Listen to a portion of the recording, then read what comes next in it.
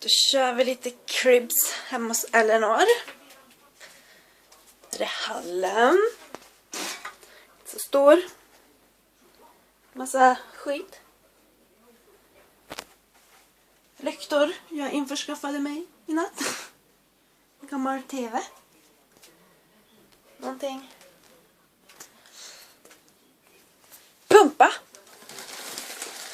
Plockade en pumpa igår. Mycket trevligt. Här var en katt. Lilla Cosmo.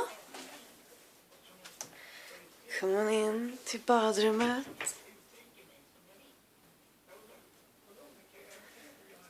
Lilla badrummet.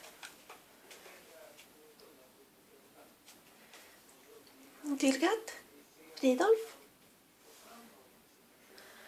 Badrumsskåp. Jag.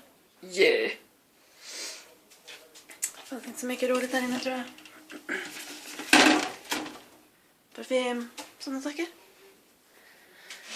Duschen. Mina dyngsura byxor. Och sockar. Pisande katt. Hallen. Litet fönster. Trasig byrå.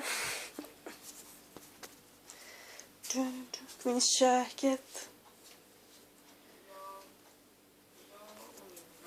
Plocka paprika igår. Yeah. Jävla massa tomater. Äpplen. Vindruvor. Plocka vindruvor för första gången i mitt liv. Och sån här fysalis. Här. Lite disk. Eller någon har inte diskat. Garderoben. TV. Voila. Where the magic happens. Och soffan. Lenars lilla crib. Väldigt litet, men mysigt.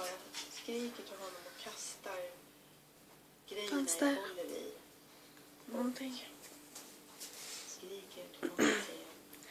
It's nice, dude. Kom och säg Fridolf.